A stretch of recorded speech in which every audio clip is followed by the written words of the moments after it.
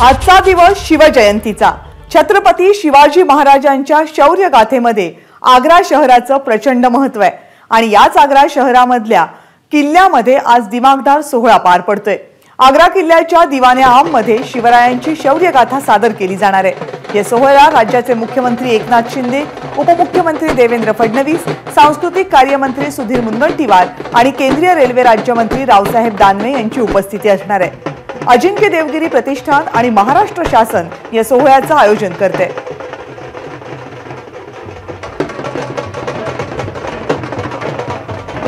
आग्र्याहून हे थेट दृश्य आपण पाहतोय।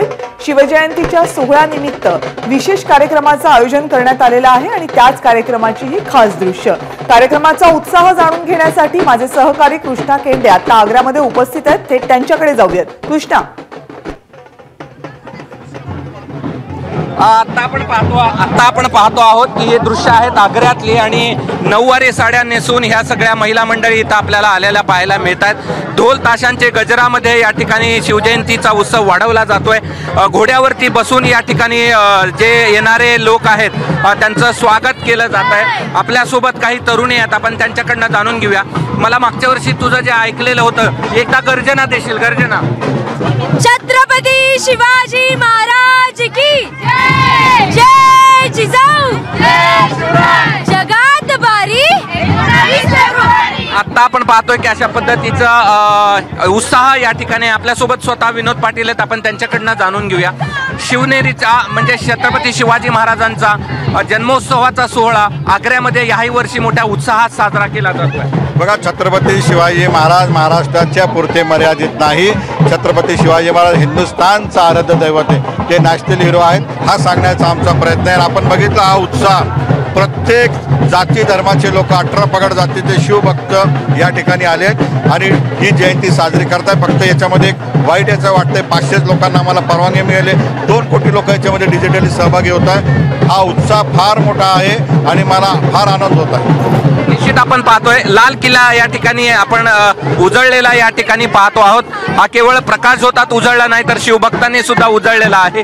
मोठा उत्साह आहे, कविता, ढोल ताशे आहेत आणि ढोल ताशांच्या गजरावर परदेशी नागरिकांनी देखील या ठिकाणी ताल धरलेला होता। आता आपण देखील आपण पाहूयात की हे अशा पद्धतीचे ढोल ताशे या ठिकाणी वाजवले जातात आणि या ठिकाणचा मोठा उत्साह असल्याला आपल्याला पाहायला मिळतो आहे। आणि अत्यंत उत्साहामध्ये ही छत्रपती शिवाजी महाराजांची जयंती या ठिकाणी आग्र्यामध्ये साजरी केली जाते।